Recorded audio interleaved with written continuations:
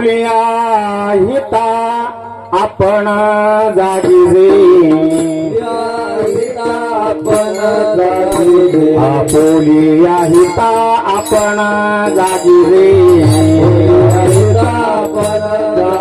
वायाना गविसे देह देहाय देह देहा वायाना गविसे आपुलिया हिता आपण जागी या हिता आपण जागी वायाना गविसे देह देहा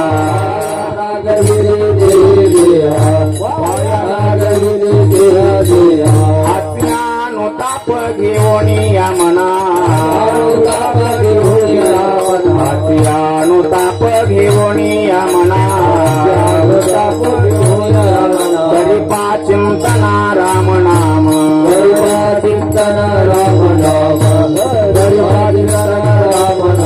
नाही काही मोल सुलभ फुकाटे नाही काही मोल सुलभ फुकाटे सदा घे वाचे राम नाम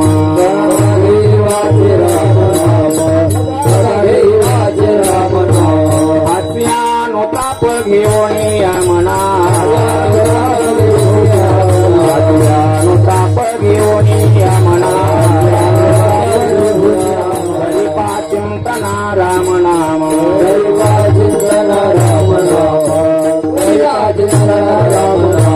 एका जनार्दनी किती हे सांगावे एका जनार्दनी किती हे सांगावे कुंतले ते हवे नाही कधी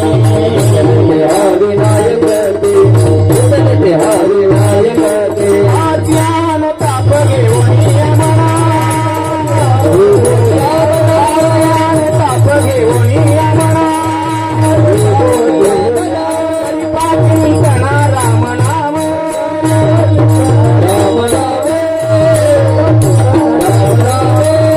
पार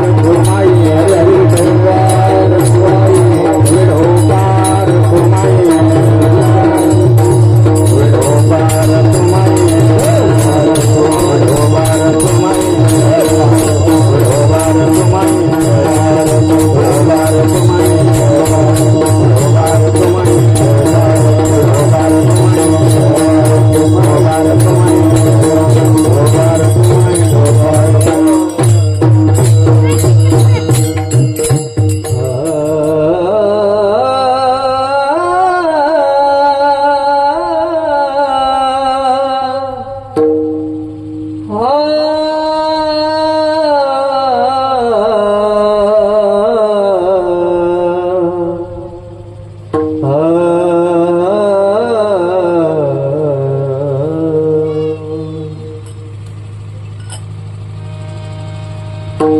आपुलिया हिता आपण जागी जे आपुलिया हिता आपण जागी जे आपुलिया हिता आपुली जागरी आपुलिया हिता आपुली जागरी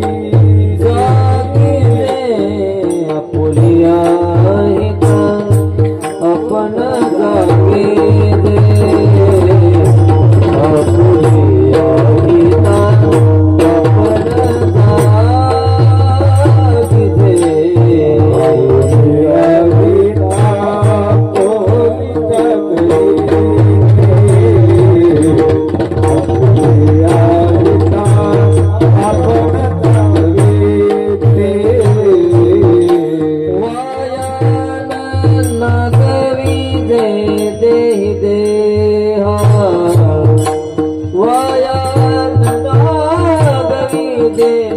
देहि देहा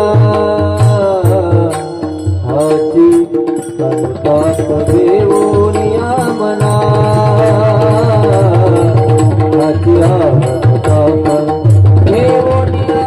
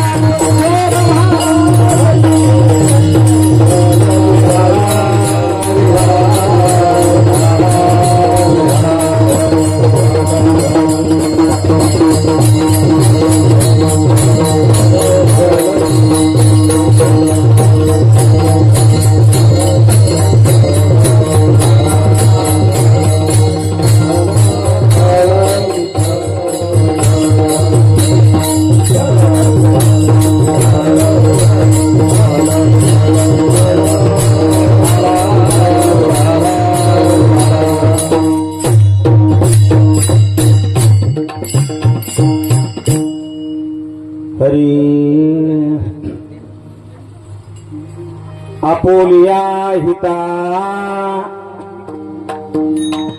आपोलिया हिता आपण जागीजे वाया नागविजे वायान नागविजे देहा हाची आणो ताप घेऊन या मना करी चिंतना राम नाम नाही काही मोल सुलभ फुकाचे सदा घी वाचे राम नाम हाची आणो ताप घेऊन या मना करी चिंतना राम नाम एका जनार्दनी किती हे सांगावे एका जनार्दनी किती हे सांगावे गुंतले ते हवे नाईकती हाचे आणो ताप घेऊन या मना करी चिंतना राम नाम पांडुरंगा करो प्रथम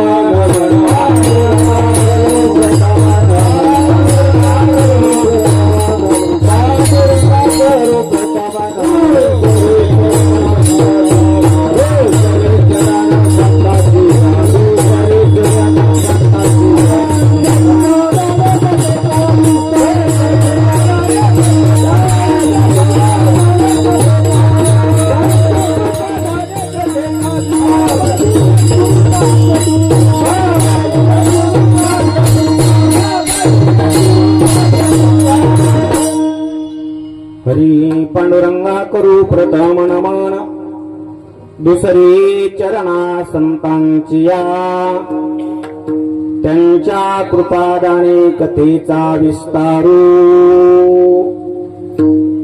बाबाजी सद्गुरु दास तुका काय माझी वाणी मानेल संतांसी रंगवू चित्तासी आपुलिया माझी वाणी तुझे वर्णी गुणनाम ऐसे दे प्रेम काही कळा लोकाभिराम रणरंग धीर राजीव नेत्र रघुषणाथ कारुण्य रूपा करुणा करंत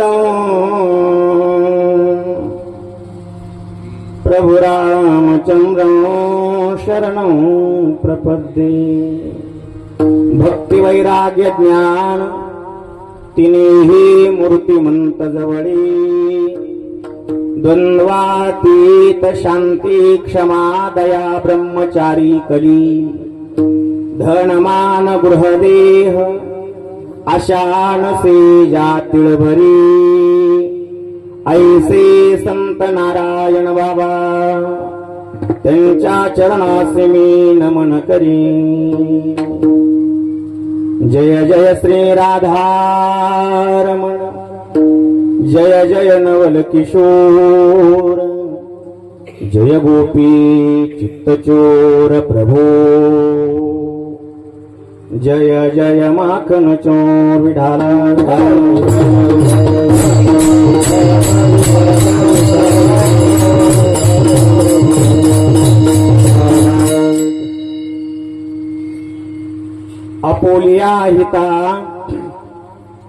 आपोलिया हिता आपण जागीजे वाया नागविजे देही देहा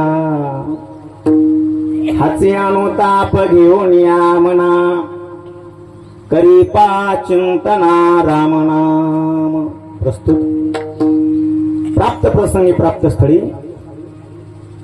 अखिल कोट ब्रह्मणानायक पंढरीश पांडुरंग परमात्म्याच्या चरण कमलावरती कीर्तनरूपी पुष्प समर्पित करण्यासाठी आपल्या सज्जन माता पित्यांच्या समोर म्हणून दाखवलेला अभंग शांती ब्रह्म पैठण निवासी श्री गुरु एकनाथ महाराज अर्थात नाथबाबा यांचा 4 चरणाचा उपदेश या प्रकरणातला आणि भगवान परमात्म्याचं नामस्मरण काय करतं, नामस्मरण केल्यानंतर काय काय होतं, नोहे तर माणसाचं जीवनच माणसाचं हितच भगवंताच्या नामस्मरणामध्ये आहे याचा उपदेश करणारा अभंग आपल्या समोर म्हणला विढाला.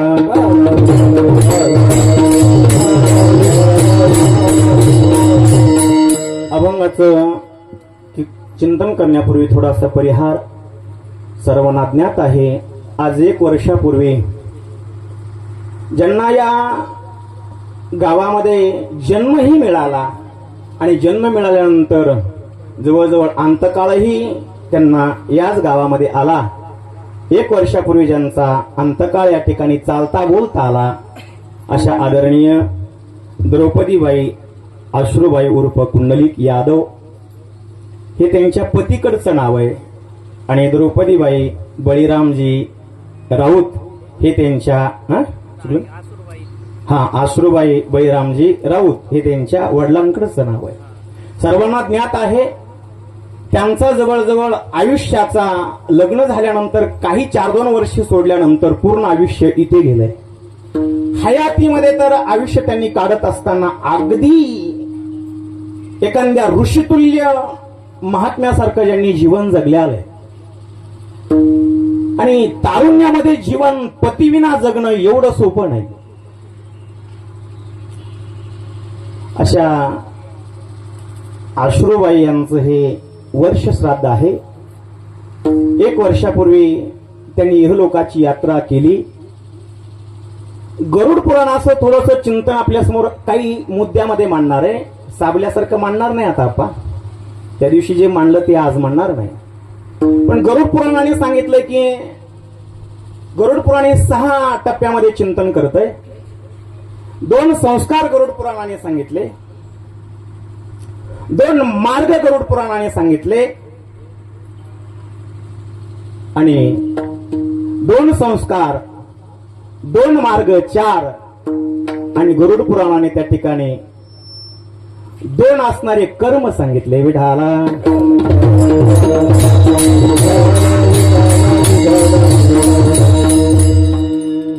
2 मार्ग आहेत, एक देवलोकाचा मार्ग आणि एक यमलोकाचा मार्ग. यमलोकाच्या मार्गाने 16 प्रकारे थांबावं लागतं. एका दिवशी 247 कोसाचा प्रवास यममार्गाने करावा लागतो. यममार्ग खरतर आहे. देवमार्ग जात असताना देवमार्गाला मात्र अडचणी नाहीयेत. हे 2 मार्ग सांगितले. 2 संस्कार आहे. एक आहे और्ध्वदेहिक संस्कार विढाला विढाला.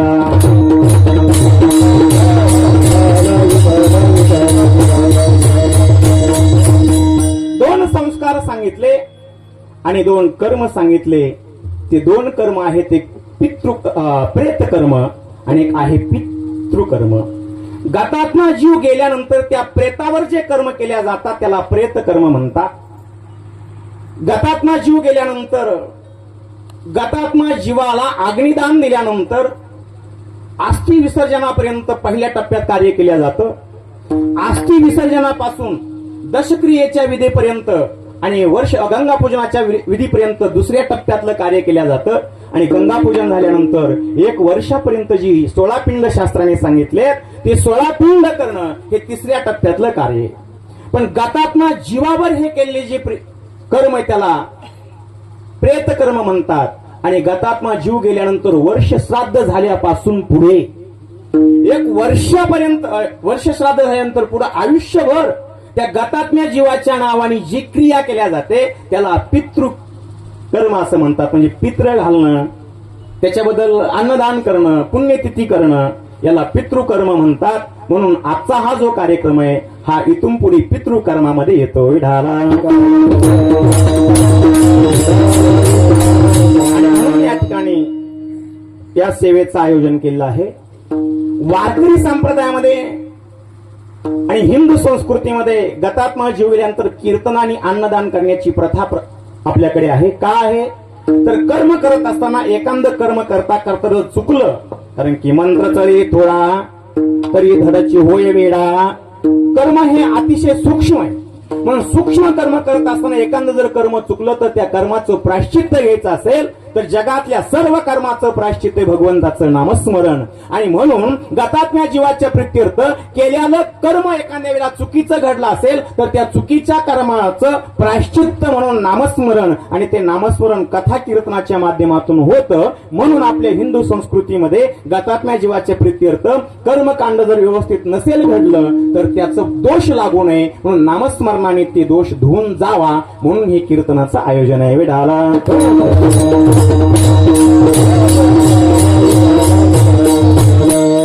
त्यांचे असणारे दोन्हीही पुतणे यादव परिवार, आणि याच ठिकाणी त्यांचं आयुष्य गेलं.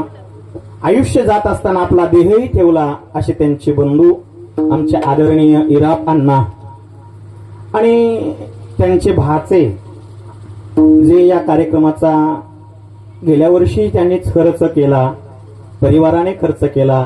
याही वर्षी त्यांच्याच माध्यमातून हा खर्च, हा उत्सव होत आहे असे त्यांचे भाचे आमचे आदरणीय रामदास दाजी राऊत आणि सर्व राऊत परिवार, यादव परिवार, सर्व ग्रामस्थ मंडळी या सर्वांच्या माध्यमातून पुन्हा एकदा ही सेवा करण्याचा योग माझ्या जीवनामध्ये आला. या सेवेसाठी आता ज्यांनी चाल गायली, महाराष्ट्रातील एक टीव्ही स्टार असणारं व्यक्तिमत्व, आमचे परमस्नेही परम मित्र युवा कीर्तनकार आहेत. खरं कीर्तनकार असून दुसऱ्याच्या कीर्तनाला साथ देणं हे मात्र मोठं अंतकरण करावं लागतं. आमचे आदरणीय दीपक महाराज आहेत, ज्यांनी चाल गायली ते महाराज आहेत. आमचे आदरणीय नवनाथ महाराज आहेत, आमचे द्वारकादास बाप्पा आहेत, राजेभाऊ तात्या आहेत, गावातील सर्व भजनी मंडळी आहेत, आमचे राजेभाऊ आहेत, अण्णा आहेत, आणि आमच्या सर्वांचं आदरणीय गुरुस्थान असणारं आदरणीय आप्पा आहेत, शिंदे आप्पा. आम्हा सर्वांना एका तालात घेऊन चालणारे मृदंगाचार्य चैतन्य महाराज आहेत. आणि सर्वांना नतमस्तक होतो आणि अभंगाच्या शब्दाचं काही चिंतन करण्यासाठी प्राप्त होतो. विढाला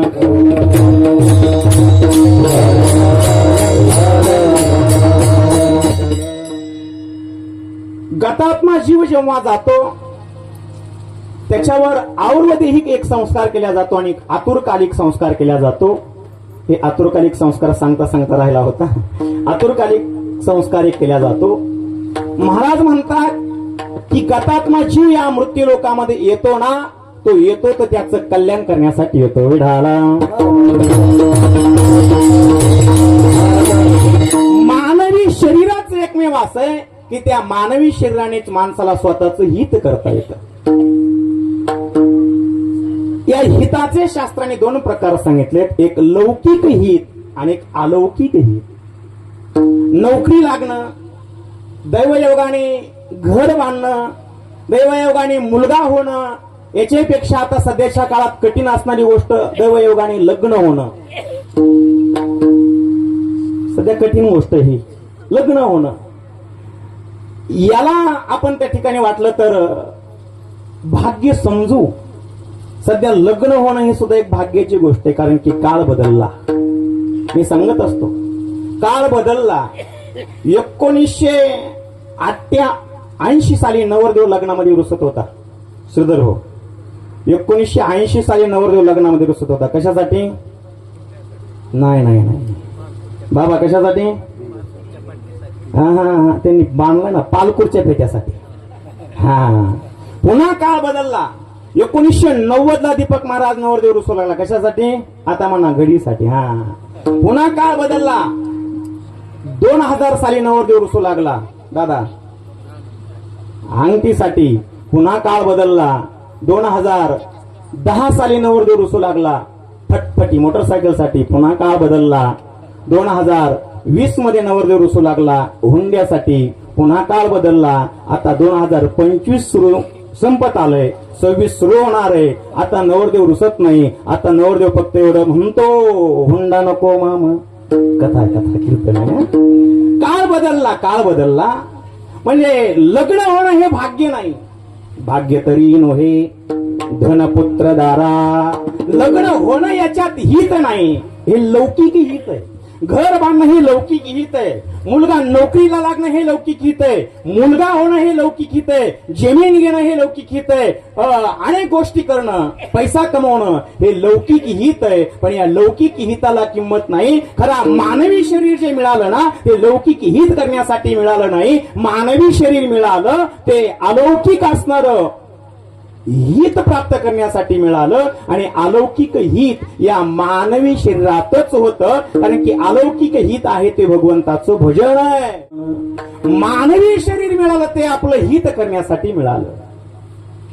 आणि ज्याला वाटतं आपलं हित व्हावं त्याने सर्वात पहिल्यांदा दंभ नावाचा जो शत्रू आहे तो दंभ नावाचा शत्रू दूर ठेवला पाहिजे. हित व्हावे तरी दंभदुरी ठेवा. दंभ नावाचा शत्रू माणसाचं हित होऊ देत नाही. मी अमुक आहे, मी पाटील आहे, मी गावचा पुढारी आहे, मी नेता आहे, मी हरिभक्त पारायण आहे, मी कथाकार आहे, मी कीर्तनकार आहे, मी गायक आहे, मी श्रीमंत आहे, माझ्याकडे अनेक गाड्या घोड्या आहेत, माझ्याकडे बंगले आहेत. ही जो दंभ आहे हा दंभ माणसाच्या नरकाला कारणीभूत ठरतो. विडाला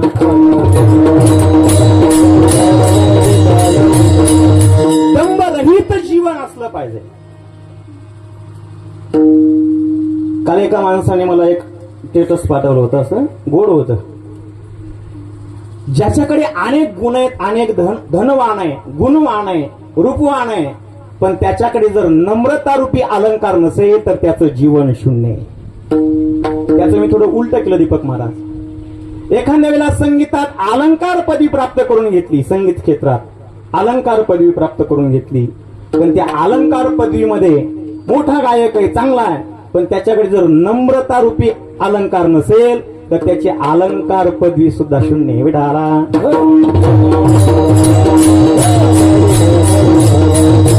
हित होतं ते मानवी शरीरात होतं.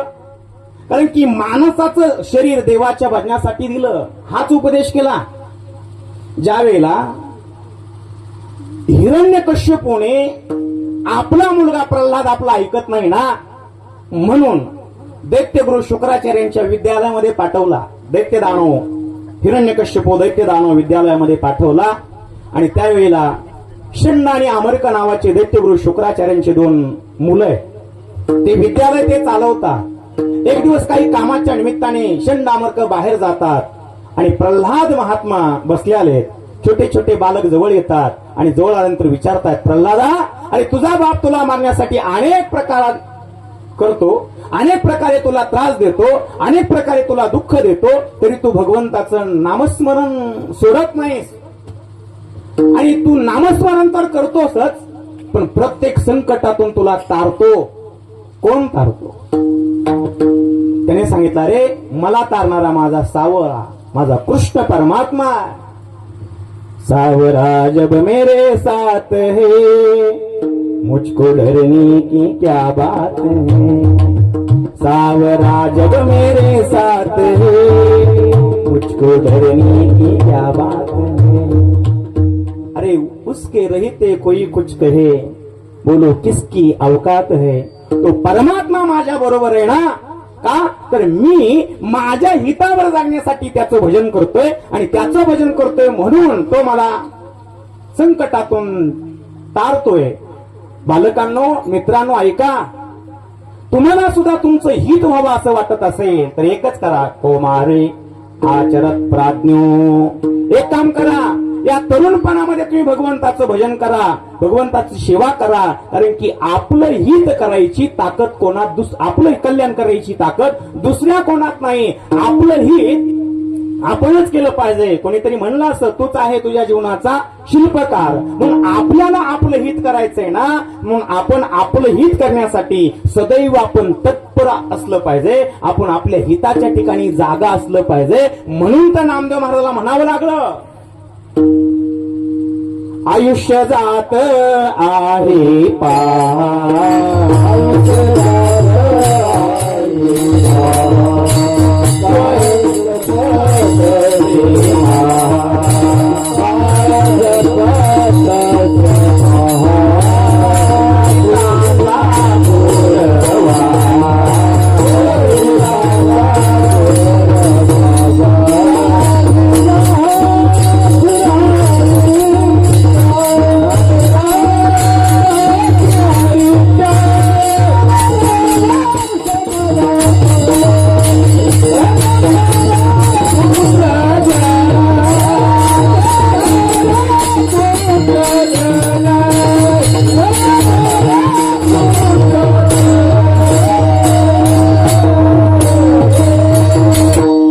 जात आहे पहा, काल जपतसे महास्वहिताचा.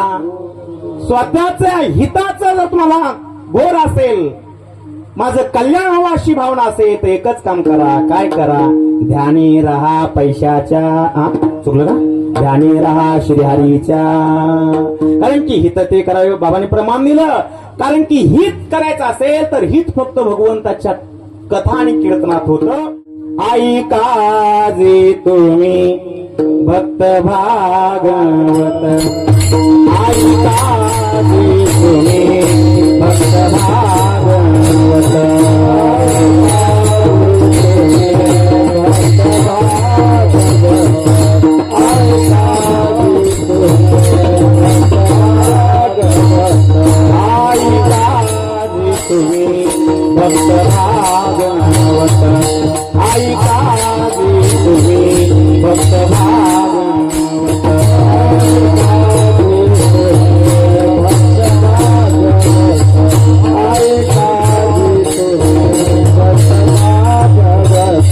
कराल ते हित, कराल ते हित, आई काजे तुम्ही भक्त भागवत, आई काजे तुम्ही भक्त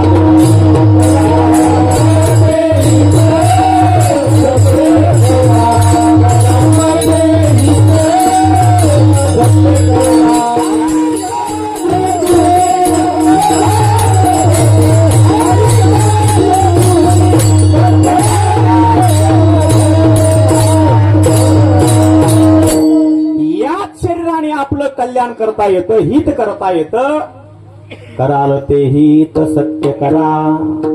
सत्य स्वरूपाचं ज्ञान प्राप्त होणं याला म्हणायचं हित. मी कोण आहे? कोहम कथमिदम यात, मी कोण आहे? इथे कशासाठी आलो? खर तर आपण शाश्वत ब्रह्म आहोत, आपण साक्षात ब्रह्म आहोत. ममैवांशो जीवलोके तुका म्हणे हातो स्वयं परब्रह्म. आपण परब्रह्म आहोत, सत्य आहोत. सत्यवृतम सत्यपरम त्रिसत्यम सत्यश योनिम नियतम च सत्यम सत्यश सत्यम मृत सत्य नेत्रम सत्यात्मकम त्वाम शरणम प्रपन्नाः. विडाला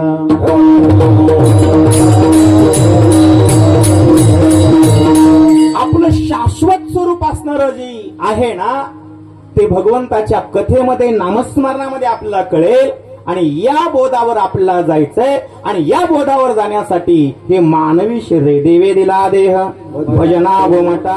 पण आम्ही भजनासाठी नाही वापरला. कशासाठी वापरला? किती वेळा?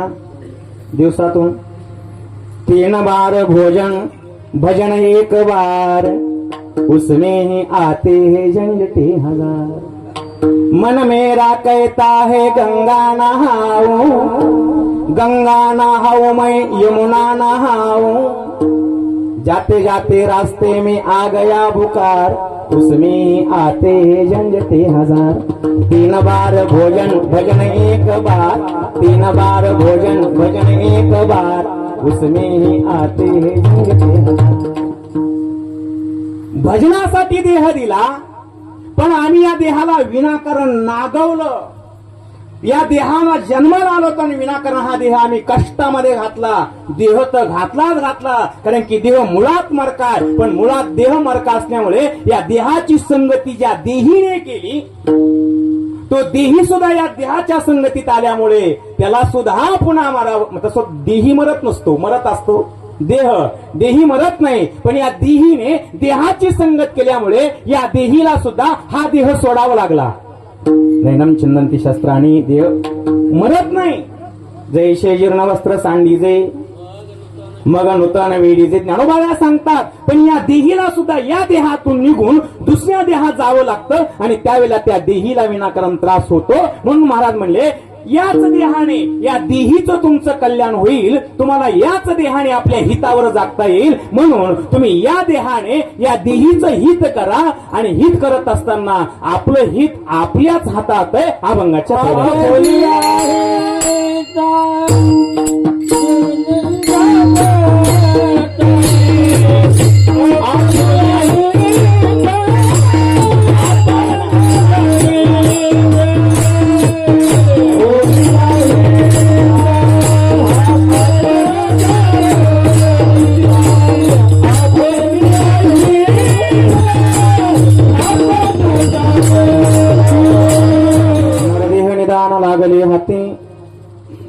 उत्तम सार उत्तम गते देवची म्हणती तरी कान होती. या शरीराने माणसाला देव होता येतं, पण या शरीराने जर परमार्थ नाही केला तर महाराज म्हणतात मग तुम्ही तुमच्या हितावर जागला नाहीत. आपुलिया हिता आपण जागी जे. आपलं हित आपणच करणार आहे. मग आपल्याला नरकात जायचं का स्वर्गात जायचं आपण ठरवलं पाहिजे. माणसाचं शरीर म्हणजे जंक्शन स्टेशन आहे.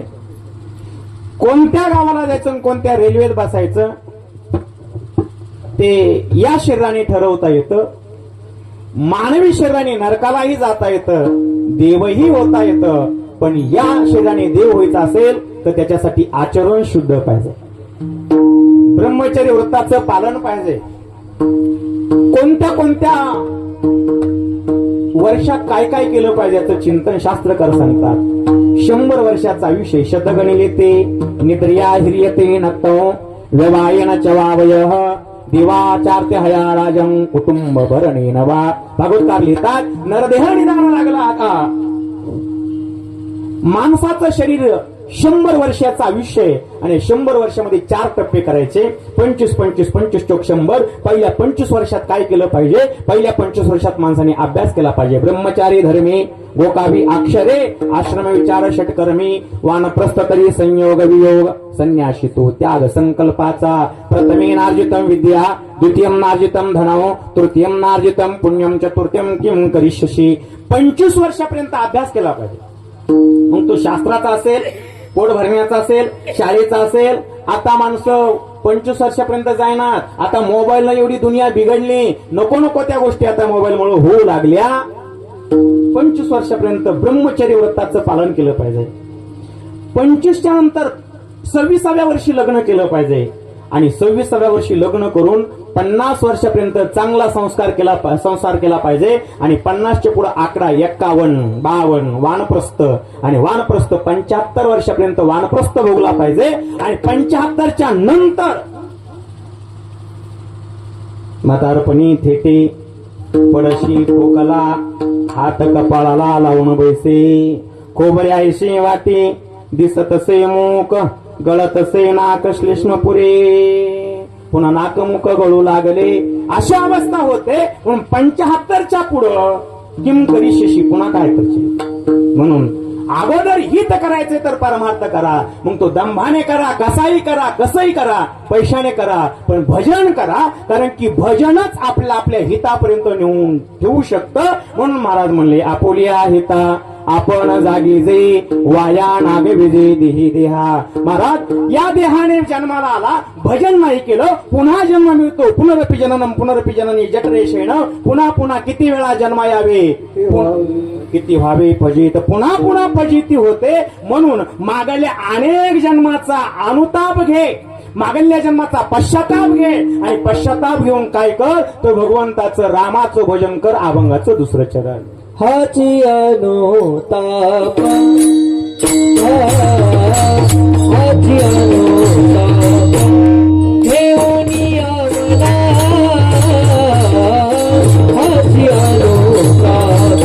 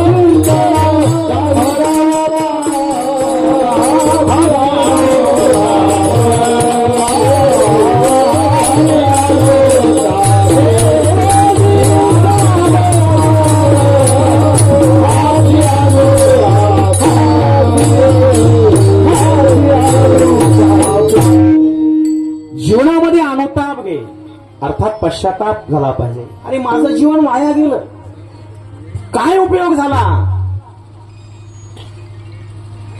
मुलाच्या हातात राज्य दिलं आणि मुलाच्या हातात राज्य देऊन वनामध्ये जाऊन बसला महात्मा. गंडकी नदीच्या पाण्यामध्ये गळ्या एवढा पाण्यामध्ये उभा राहायचा आणि रोज सूर्याला 1000 अर्घ्य द्यायचा, गायत्री मंत्राचा जप व्हायचा. पण योग असा आला, एक हरणी अलीकडच्या काठावरून पलीकडच्या काठावर उडी मारणार होती. सिंहाच्या भीतीने उडी मारता मारता पोटात गर्भ होता आणि तो गर्भ पाण्यामध्ये पडला. परिणाम हरणी मरून पडली. हा महात्मा सूर्याला अर्घ्य देण्यासाठी ओंजळीमध्ये गंडकी नदीचं पाणी घेऊन सूर्याला पाणी देणार आहे, अर्घ्य देणार आहे. तेवढ्यामध्ये डोळे झाकलेले. पहिली ओंजळ दिली, दुसरी ओंजळ हातात घेतली, काहीतरी जड लागलंय. पाणी तर एवढं वजनदार नसतं म्हणून डोळे उघडले, पाहिलं हरणाचं एक छोटस बाळक पारस आता जन्मले आलंय, थंडीने कुडकुड करतोय. दया निर्माण झाली, भजन सुटलं, प्रेम निर्माण झालं. गंगेच्या काठावर आला, आपल्या उपरणीने त्या पारसाला पुसून काढलं. काही क्षणामध्ये तो उड्या मारू लागला. शेकोटी करून त्याला ऊब दिली, सुंदर सुंदर गवत खाऊ घातलं आणि क्षणामध्येच त्या हरणाच्या पारसाने सुद्धा याच्यावर प्रीती जडली. परिणाम गेला होता भजनासाठी,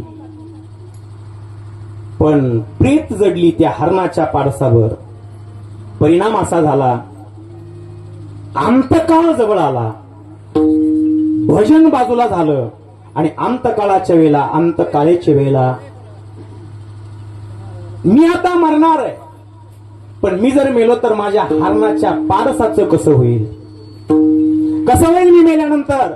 माझा हरणाचं पारस लहान आहे, ओ मेरा पोता मेरे साथ खाता मेरे साथ सोता. अरे मी गेलो, माझे मुलं लागलेत मार्गाला, पण माझ्या नातवाचं कसं होईल?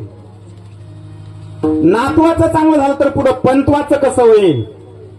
ही मनामध्ये त्या ठिकाणी वासना निर्माण झाली आणि शेवटी अंतकाळाच्या वेळेला यमाने घाला केला आणि महात्मा भरताला देह सोडावा लागला. तरी दुर्लभम त्रयमय वैतत् मनुष्यत्वम मुमुक्षत्वम महापुरुष संश्रया नरदेह दुर्लभ जाना.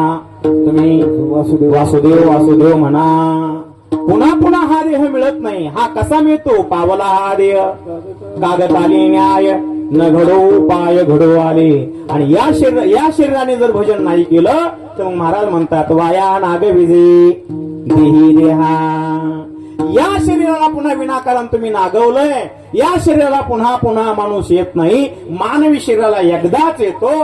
अनेक जन्मामध्ये योनीमध्ये अनेक जन्म घ्यावे लागतात. एका योनीमध्ये 1 कोटी जन्म घ्यावा लागतो. एकदा जर डुकराचा जन्म मिळाला तर 1 कोटी डुकराचे जन्म घ्यावे लागतात. एकदा जर कुत्र्याचा जन्म मिळाला तर 1 कोटी कुत्र्याचे जन्म घ्यावे लागतात. एकदा जर मांजराचा जन्म मिळाला तर 1 कोटी मांजराचे जन्म घ्यावे लागतात. मी नाही म्हणत एक योनी कोटी कोटी फेरा नरदेह थारा अवचटा मांडीला से खेळ मांडीला से खेळ मांडीला से खेळ नरदेही.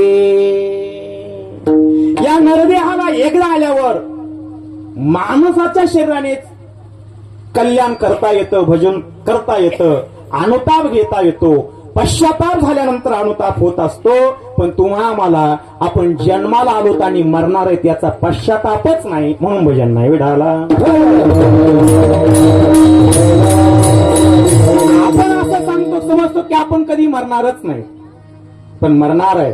अजा मेला पंजा मेला बाप मसना गेला देखत देखत नातू पंतू तोही तैसा झाला. माणसाच्या शरीरावर डोक्यावर काळ असा बसलेला आहे. घडी घडी काळ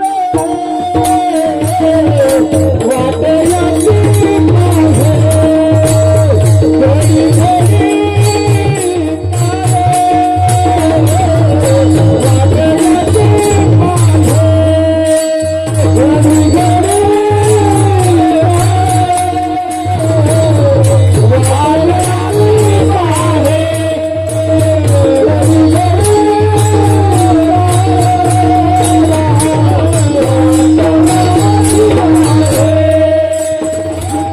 घडी घडी काळ वातयाची पाहे देहाची माता काळाची तो सत्ता म्हणून सर्वता गोकाराम आधी मध्ये अंती काळ लागला आहे क्षणोक्षणा पाहे वाट तुझी जाणार जाणार जाणार हे विश्व वाट पाहतो काळ आयुष्य मोजावया पैसला मापारे तुकारे व्यवहारी संसारीच्या आपलं मरणाकडे डोळ झाकपणा खरं भागवत सांगितलं ना ते भागवत मरण मंगलमय होण्यासाठी सांगितलं मरण टळावं म्हणून भागवताची कथा सांगितली म्हणून मरण टळावं असं वाटत असेल तर त्याच्यासाठी एकमेव मानवी शरीर आहे या शरीरात जर आला आणि त्याने जर परमार्थ केला तर नाही आता जाणं येणे पुन्हा येणं जाणं नाही तुका म्हणे नाही आमा जावे मरावे लागत राहू अखंडित जैसे तैसे फक्त भगवंताच्या भजनामुळे माणूस अमर होऊ शकतो मरू शकत नाही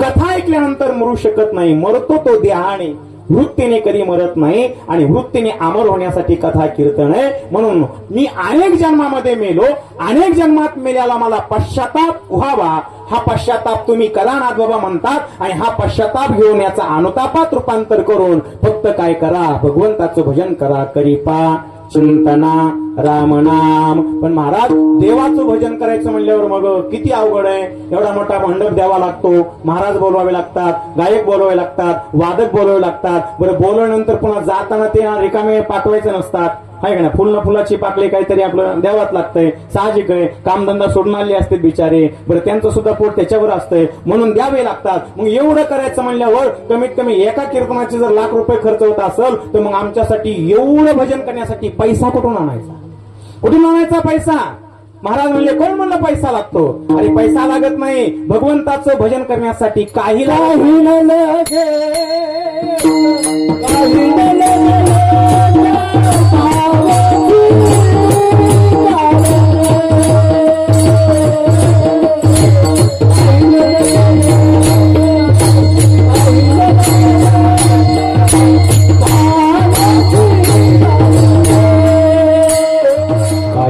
एक भावची कारण देवाकारणे भाव तस्मात द्यावे फारसे न लगे वित्त वित्त म्हणजे पैसा एक झाले तरी चित्त तेवढ्यासाठी नका करू आता हात महाराज म्हणले देवाचं भजन करण्यासाठी पैसा लागत नाही कवडी लागत नाही दमडी लागत नाही काहीच लागत नाही फक्त भाव लागतो भाव आणि म्हणून हा भाव घेण्यासाठी तुम्ही फक्त भगवंताचं भजन करा आणि भजन करत असताना रामाचं नाव घ्या रामाचं नाव घेण्यासाठी हे रामाचं नाव सुलभ आहे फुकटचं आहे आणि फुकट घेण्यासाठी काही लागत नाही काही मोल सुलभ फुकट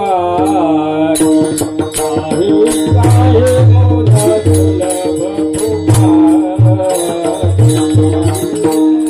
सुलभ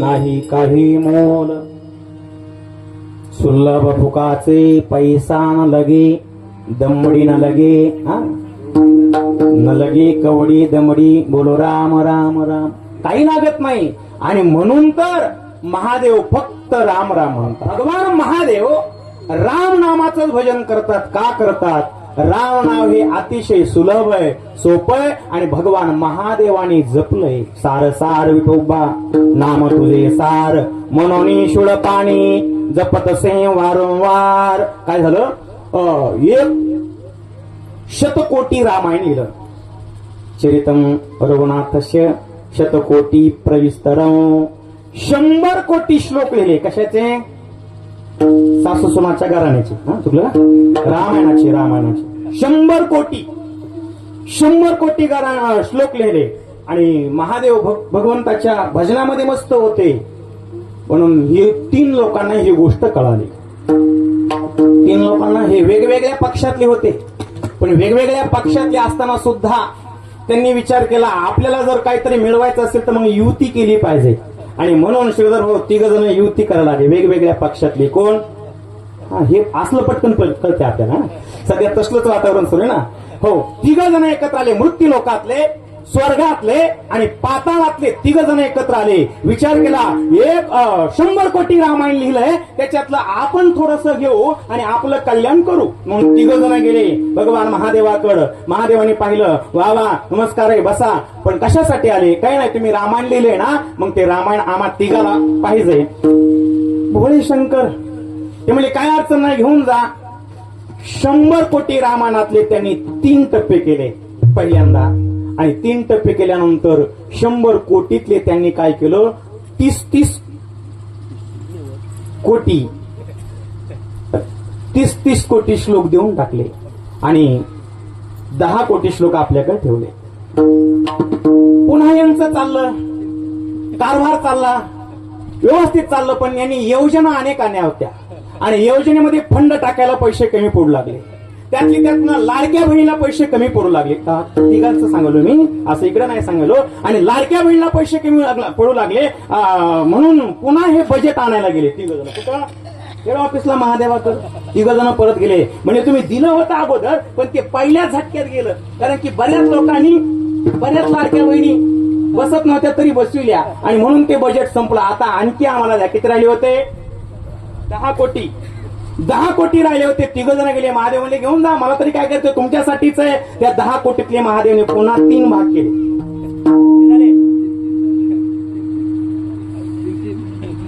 3 कोटी. हा, असं बोलत जा ना, थोडस मदत करी जा. म्हणजे पुन्हा अर्धा पॅकेट तुम्हाला देतो. इथलं बरं का, दुसरीकडलं नाही. म्हणजे इथं मला देणार नाही म्हणून तुम्हाला देतो. 30 किती झाले? 3 कोटी. 3 कोटी परत दिले. खाली राहिले आता 1 कोटी. 1 कोटी राहिले, पण यांचं बजेटच पूर्ण गेलं. यांनी अनेक सुविधा काढल्या होत्या. पुन्हा म्हणे शेतकऱ्यांचं सर्व वीज बिल माफ करणार आहेत, सर्व माफ करणार आहेत, अनुदान देणार आहेत, उसाला भाव देणार आहेत, अमुक करणार आहेत. हे सर्व म्हणजे बजेट कमी पडू लागलं. म्हणजे परत गेले कुठं? हेड ऑफिसला. म्हणजे किती राहिले? 1 कोटी. त्याच्यातले आम्हाला द्या. ते म्हणजे घेऊन जा, काय करायचं आम्हाला, तुमचंच आहे. असं बी आम्ही तुमचंच कमी लावलंय, तुमचं तुम्हाला देतो, फक्त इकडून देतो तर इकडून देतो. असंच आहे ना. बघा, हे पटकन पटत असते. हा, ते म्हणजे काय अडचण नाही, घेऊन जा. म्हणून राहिले होते किती? 1 कोटीतले पुन्हा 3 भाग केले. किती दिले? 30 लाख दिले. 30 लाख दिले. खाली किती राहिले आता? 10 लाख. हा, मला हुटकेतात का? 10 लाख. 10 लाख राहिले. पुन्हा यांचं बजेट कमी पडू लागलं. पुन्हा गेले. म्हणजे 10 लाख राहिलेत ना, त्याच्यातले द्या. ते म्हणले, घेऊन जा. 10 लाखातले पुन्हा 3 भाग केले. 3 लाख दिले. आता राहिले 1 लाख. 1 लाख राहिले. म्हणजे काही झालं तरी महादेवापाशी काही ठेवायचं नाही. काय करायचंय त्याला? आता काय राहिलंय त्याचं? आता काय करायचं त्याच्या नावानं? आता ते जाणार आहे ना, आता घ्या खरडून. म्हणजे हे सर्व गेले महादेवाकडे. असंच असतंय. आणि महादेवाला सांगितलं 1 लाख राहिलेत ना, त्याच्यातले द्या. महादेव म्हणले, घेऊन जा, मला तरी काय करायचंय, तुमच्यासाठीच आहे. कशाला आता म्हातारपणाला किशी टाकत बसू, कशाला भांडणं करीत बसू, घेऊन टाक. आता काय करायचंय म्हातारपणाला पोरावर किशी टाकण्यासाठी? घेऊन जा, तुमचंच आहे. ठीक आहे म्हणले. राहिले होते किती? 1 लाख. 1 लाखातले 3 टप्पे केले. 30,000. खाली राहिले आता 1,000. पुन्हा गेले. 1,000तले द्या म्हणले. ते म्हणले, घेऊन जा. 3,000 दिले. खाली राहिले आता 1,000तले 300 दिले. खाली राहिले आता 100 मधले पुन्हा 30 दिले. खाली राहिले आता 10 मधले पुन्हा 3 दिले. खाली राहिला आता 1, आणि 1 राहिला तो 1 श्लोक होता 32 अक्षराचा. अनुष्टुप छंदातला.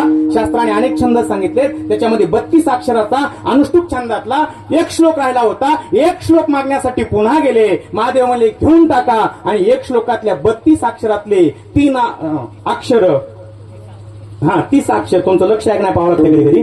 30 अक्षर मृत्यूलोकातल्या देवाला दिले. 30 अक्षर स्वर्गातल्या देवांना दिले, मृत्यूलोकातल्या मानवांना दिले, आणि पाताळातल्या राक्ष दानवांना दिले. आता खाली राहिले 2च अक्षर.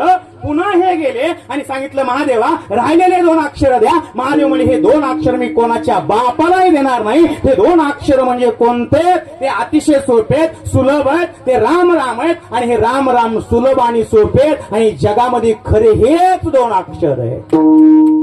राम दोन्ही अक्षरे, सुलभ आणि सुपारे, जगा मागील ते पहारे, हेची खरे गोड शेवटी गा.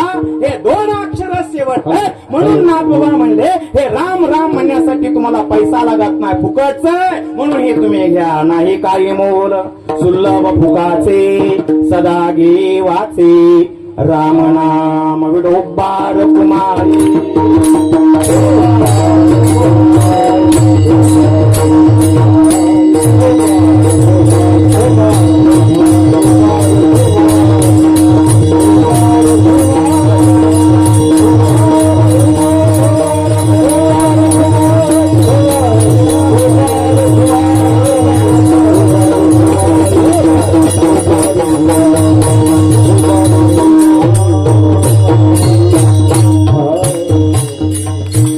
काही मोल सुलभ फुकाचे सदा घे वाचे रामनाम. भगवंताचं नामस्मरण हे काळाला नाहीस करत. कारण की यमलोकाला यमदूताला यमधर्माची आज्ञा आहे, नका जावो तया गावा नामधारकाच्या शिवा घरटी फिरे होवती. किंवा यमधर्म सांगे दूता तुम्हा नाही ते सत्ता जेते होय हरी कथा सदा घोष नामाचा. म्हणून नामस्मरण आणि कथा कीर्तनात गेलेला वेळ त्याची आयुष्याची गणना काळ करत नाही. कथेच्या वेळेची अज्ञान आहे. म्हणून माणसाचा काळ भगवंताच्या चिंतनात गेला पाहिजे. आणि चिंतन घेण्यासाठी सुलभ आहे, सोपं आहे. नाव घेतलं, नाव घेतल्यावर काळ सुद्धा आपल्यापासून पळून जातो. कसा जातो दृष्टांताच्या माध्यमातून सांगतो. विढाला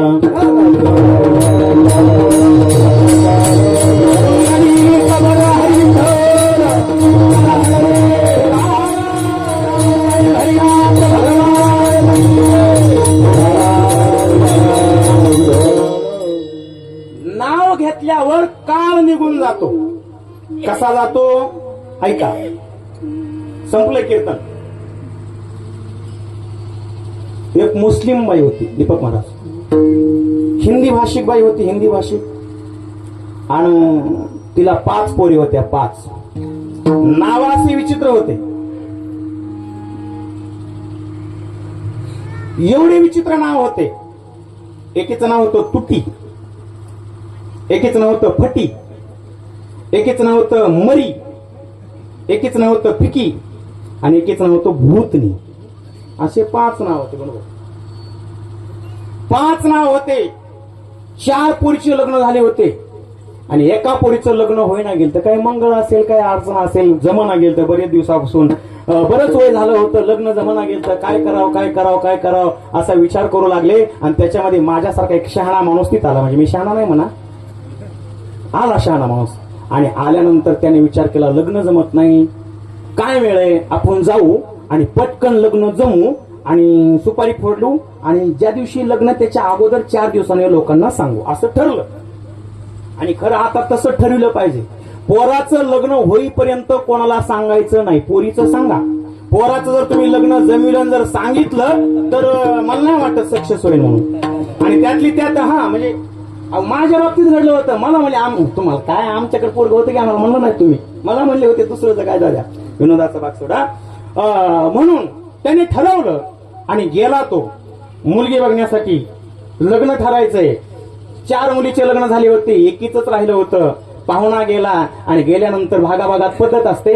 त्या बाईने विचारलं, म्हणली पाहुणेराव खुर्चीवर बसता का चटईवर बसता. आता पाहुणा म्हणला तिकडे कथा सुरू आहे, कथा करून मांडी घालून म्हणजे माझ्यासारखा होता ना म्हणून मांडी घालून बसून पाय दुखतेत, त्यापेक्षा खुर्चीवर बसलं असे पाय मोकळे राहतेत, असे हलवता येतात. एखादा कोणी आला तर म्हणजे तसं नाही करणार मी, असं वर करता येतात पाय म्हणून मोकळं राहता येते. ते म्हणला खुर्ची. ती म्हणजे ठीक आहे. आणि तिने तिच्या 1 नंबरच्या मुलीला हाक मारली. तिचं नाव होतं तुटी. तिला हाक मारली, काय खुर्ची आण म्हणून. काय हाक मारली, बेटी तुटी खुर्ची लाव. काय समजलं जेवायला बसलं. काय सांगितलं, तुटी खुर्ची. पाहुणा म्हणला तुटत्या खुर्चीवर बसण्यापेक्षा चटईवर बसलेलं काय अडचण आहे. अगोदर दोन्ही हात मोडले, दोन्ही पाय मोडले. एकदा हात आणि पाय गळ्यात बांधून 6 दिवस कथा केली. कशाला आणखी उगाच अडचण घ्यायचंय म्हणून बसतो म्हणला खाली. चटई. त्यांनी सांगितलं चटई आणा. तुम्ही ठीक आहे चटई आणतो. चटई सांगते. तिने 2 नंबरच्या मुलीला हाक मारली, काय चटई आण म्हणून. तिचं नाव होतं काय नाव तिचं, फटी. हा असे नाव लक्षात ठेवायचा. फटी नाव होतं. हाक मारली, बेटी फटी चटई लाव. तेव्हा फाटक्या चटईवर बसण्यापेक्षा जमिनीवर बसलेलं काय अडचण नाही. बसायचंच किती 2 तास. संपलंय आता. ते म्हणलं राहू द्या चटईनं खाली बसतो. बसला पाहुणा. तिने विचारलं, पाहुणेराव दूध घेता का चहा घेता. आता माझ्यासारखा असल्यामुळं मी असतो तर म्हणलं असतो चहा असतो, दूध घेतो, दूध असतो तर नाश्ता करतो, नाश्ता असतो जेवून जातो. तो म्हणला दुधाने कप होतय, चहाच बराय चहा. ती म्हणली ठीक आहे चहा तर चहा. तिने हाक मारली 3 नंबरच्या मुलीला, बेटी फिकी चाय लाव. काय समजलं फिकी? ते मला आणखी काय साखर झाली नाही, आताशी तर कुठं 38 सुरू आहे, साखर 40च्या पुढे होत असते म्हणून, आणखी 2 वर्ष तर काय अडचण नाही. ते म्हणला अहो फिकी चहा नको म्हणला, दूध आणा दूध. ते म्हणली ठीक आहे, दूध काय आपल्या घरीच आहे, जरशा गाईत आणखी येल्या नाहीत, घरीच आहे. ते म्हणला आणतो दूध. ते म्हणलं ठीक आहे. आणि तिने 4थ्या मुलीला हाक मारली, नवनाथ महाराज. ती म्हणली बेटी मरी भैंस का दूध लाव. मरी म्हैस. तो म्हणला मेल्या म्हशीचं दूध पिण्यापेक्षा नाही पेललं बरं ना. तो म्हणला दूध पीत राहू द्या, पटकन मुलगी दाखवा, झाला आता वेळ, जायचंय मला पटकन. ती म्हणली ठीक आहे. आणि तिने 4 मुलीला हाक मारली पुन्हा, का नवऱ्या मुलीला आणा म्हणून. ती म्हणली बेटी ओ भूत निकोला. ते मला भूतनी बरोबर लग्न करण्यापेक्षा नाही केलं बरं, तो पळून जे गेला ती आणखी आला नाही. दृष्टांत संपला. जसं भूतनी नाव ऐकलं आणि तो पळून गेला, तसं देवाचं नाव ऐकलं की दड दड दड दड दुड दुड दुड दुड पळ सुटला, कडी काळा बापुडिया रे. म्हणजे भगवंताचं नाव ऐकलं की यम पळून जातो. म्हणून महाराज म्हणले नाही काही मोल सुलभ फुकाचे, सदा घे वाचे राम नाम. पण नाथबाबा म्हणजे किती सांगू, कुठवर सांगू, किती सांगू तरी. अनेक लोकांनी सांगितलं रोज कीर्तन होईल, कालच कीर्तन होतं, आजही कीर्तन आहे, आणखी 4-2 दिवसांनी कीर्तन आहे, रोज कीर्तन आहे, रोज कथा, रोज कुठंतरी ऐकायला चाललो, हजारो लोक ऐकायलेत, पण कोणी ऐकना. अहो नाथबाबाचं ऐकलं नाही, तुकाराम महाराजचं ऐकलं नाही, माऊलीचं ऐकलं नाही, तिथं माझ्यासारख्याच तुमच्या आमच्यासारख्याच कोण ऐकणार. अनुताप घेऊन या म्हणा, करीपा चिंतना रामणा. नाथबाबा बोलतात कितीही सांगितलं तरी कोणी ऐकत नाही. का ऐकत नाही याचं उत्तर जगद्गुरु तुकोबरा देतात. लोक का ऐकत नाहीत, का भजन करत नाहीत याचं उत्तर तुकोबराय सांगतात. जनतरी देके गुंतले प्रपंचे, स्मरणते त्याचे नाही. आपल्याला स्मरण नाही कशाचं, आपण मरणार आहेत म्हणून. परीक्षितीला स्मरण होतं मी मरणार आहे म्हणून. ज्यावेळेला भागवत कथा सांगत असताना 5व्या दिवशी परीक्षितला विचारलं, परीक्षिती अरे 4 दिवस झाले तू खाल्लं नाही, पिल्लं नाही, काहीच नाही. परीक्षितने सांगितलं महाराज 5 दिवस झालेत ना, मला माहित नाही, मला फक्त आता एकच दिसतंय, तक्षक नावाचा साप दिसतोय, मरण दिसतंय. आणि ज्याला मरण दिसतंय ना त्याला अन्न गोड लागत नाही, त्याला फक्त भोजन कळतं. म्हणून तुम्हाला मला मरण दिसत नाही म्हणून आपण तिथंच डोकं घालतो. आमचे गुरुवारी म्हणायचे म्हातारे झाले, पांढऱ्याची काळे केस करू लागले, पण पुन्हा माणसं पुन्हा तिथंच मुंडकं घालतात संसारात.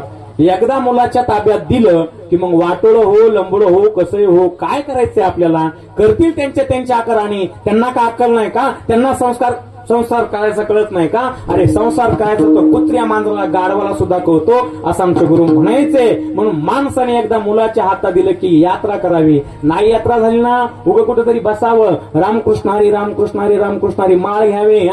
माळ जमत नाही, माळ कशी पाप आहे ना, पाप असल्यामुळे माळ येणार नाही. मग कोणी काही बोलायला की हळूच कान लावून ऐकायचं, काय चाललंय, ते असं असेल, ते असं केलं पाहिजे, ते तसं केलं पाहिजे, इथं असं झालंय. अरे काय करायचंय, गेलं ना आयुष्य, आता उरलेलं आयुष्य फक्त भगवंताच्या भजनामध्ये लावा. उरले ते हरी तुम्हा समर्पण. म्हणून वयाच्या 50 वर्षापर्यंत चांगला कसोटीने संसार करा आणि 50च्या नंतर परमार्थ करण्यासाठी प्रयत्न करा. आणि 75 वर्ष झाले की तिथून पुढे एक धरीला चित्ती आम्ही रुक्माईच्या पती. 75च्या नंतर तुम्हाला कोणी विचारणार नाही आणि आपल्याला विचारणार नाही ना त्याच्या अगोदरच आपण ज्ञानेश्वरी गाता वाचता येत असेल तर. आता सुविधा झाल्या, नाही कीर्तन ऐकायला दुसरीकडे जाता आलं, मोबाईलवर कीर्तन आहेत. आता त्याच्यापेक्षा टीव्हीवर कीर्तन आले, ऐका, भजन करा. नाही काही जमलं तर राम राम राम राम राम राम म्हणा. महाराज आम्ही सर्व काही करू पण आम्हाला राम राम म्हणता येत नाही. माझ्याकडे आमच्या गावातल्या 2-3 माता मावल्या आल्या आणि त्या म्हणल्या महाराज आम्हाला विष्णू शस्त्र नाम शिकायचंय. विष्णू शस्त्र नाम म्हणजे विष्णूच म्हणताय ना, तो पुन्हा कधी जीभ वळल, पुन्हा जीभ वळणार नाही. पुन्हा जीव वळत नाही. हा हे वळत असेल तर मग काय अडचण नाही, पण पुन्हा मात्र सर्वात सोपं साधन आहे नामसंकीर्तन, साधन पै सोपे. पुन्हा मात्र तुम्ही फक्त राम राम राम राम राम राम म्हणा, कारण की राम नामच सत्य आहे. आणि म्हणून राम राम जर म्हणलं तर जीवन त्या ठिकाणी सफल आहे. या देहावर आल्यानंतर आपलं कल्याण करण्याची ताकद आपल्या हातात आहे. म्हणून आपल्याला आपल्या हितावर जागायचं असेल तर त्याच्यासाठी एकच करा, काय करा, भगवंताचं नामस्मरण करा. पण नाथ महाराज म्हणतात किती सांगितलं तरी हे ऐकत नाही. ते का जनार्दनी किती हे सांगावे, गुंतले ते हवे कमवायची, संसाराची, संपत्तीची, मानाची, प्रतिष्ठेची, मोठेपणाची, सौंदर्याची, या हवेमुळे माणसं ऐकत नाहीत. म्हणून गुंतले ते हवे नाही ऐकती. पण ऐका आणि काय करा, करा रे बापांनो साधन हरीचे, जणी करणीचे करू नका. हरीचं साधन करा, भगवंताची भक्ती करा, भजन करा आणि मानवी जीवनाची त्या ठिकाणी आपल्या हितावर जागण्यासाठी प्रयत्न करा. असं याचा अभंग आपल्या समोर मांडलाय आणि हा अभंग आपल्याला आपलं हित दाखवणारा आहे. असा अभंग आजच्या या प्रसंगाच्या संबंधित निवडलेला आहे. या गावात अनेक कीर्तनं मी केलेत, मला सांगता येणार नाहीत. आणि पुन्हा पुन्हा तेच कीर्तन त्याच विषयाचे असल्यावर थोडंसं नाविन्यपूर्ण काहीतरी वेगळं वळण द्यायचा आज मी प्रयत्न केला आहे. जे बरोबर असेल ते सद्गुरू जोग महाराज वारकरी शिक्षण संस्था, सद्गुरू नारायण बाबा संस्थान वांगी यांचा आहे. श्री गुरु बैराम बाबा उर्फ मास्तर बाबा यांचा आहे. चुकला असेल ते माझ्या बुद्धीचे दोष म्हणून आईवडिलाचा अंत करून क्षमा करा अशी करुणा भागतो. आणि आपल्या जीवनामध्ये रोज आपण 2 माळा 4 माळा काय होईल तेवढं हरिपाठ नाही जमला, त्या ठिकाणी हनुमान चालीसा नाही जमली तर राम राम म्हणा, गाता वाचतात असेल गाता वाचा, ज्ञानेश्वरी वाचा, वाचन करा, भगवंताचं नामस्मरण करा. नामस्मरण करण्यासाठी काळ लागत नाही, वेळ लागत नाही. निजली आणि गाता उभा पांडुरंग. बसल्या बसल्या माणसं 2-2 तास गप्पा आणतात, 4-4 तास मोबाईल इचकितात, पण राम राम राम राम म्हणायला माणसाला नको वाटतं. म्हणून राम राम वेळेत वेळ काढा आणि राम राम म्हणा, चालताना सुद्धा म्हणा, बोलताना म्हणा. अशाचा अभंग आपल्या समोर मांडलाय. जे बरोबर आहे ते श्री गुरुदेवांचे, चुकीचं असेल ते माझ्या बुद्धीचे दोष आहेत. झाले शिव भगवंताच्या चरणी समर्पित करून या ठिकाणी शेवेला पूर्णविराम देतो. या ठिकाणी जाता जाता एक सूचना सांगतो. 25 फेब्रुवारी 2026 या कालावधीमध्ये आम्ही श्री क्षेत्र द्वारका या ठिकाणी श्रीमद भागवत कथेचं आयोजन केलं आहे.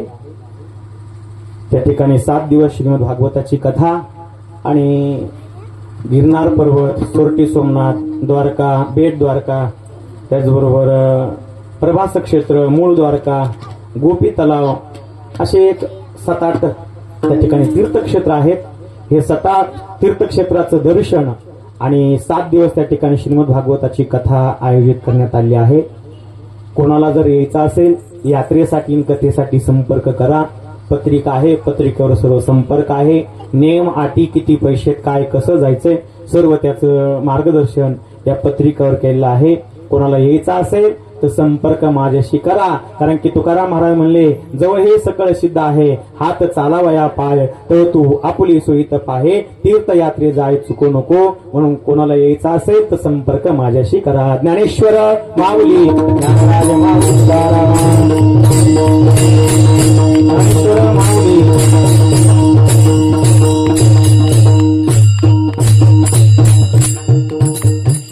पुन्हा एकदा सर्व गुणीजन मंडळी, वेळेत वेळ काढून प्रेमापोटी ही सर्व प्रेमाची माणसं आहेत. गावातील सर्व भजनी मंडळी, सर्वांचे नाव माझ्या लक्षात नाहीत, चेहरे लक्षात आहेत. कोणाचं नाव राहिलं असेल तर हत्ती के पाव में सबके पाव असं समजून माफ करा. सर्वांना नतमस्तक होतो आणि सर्वच तुम्ही निस्वार्थपणाने परमार्थ करणारी मंडळी आहेत. सर्व गुणीजन मंडळी आहेत, परिसरातले साबल्याचे काही मंडळी आहेत, काही नातेवाईक आहेत, पाहुणे आहेत आणि सर्वच नातेवाईकांना नतमस्तक होतो आणि शिवेला पूर्णविराम देतो.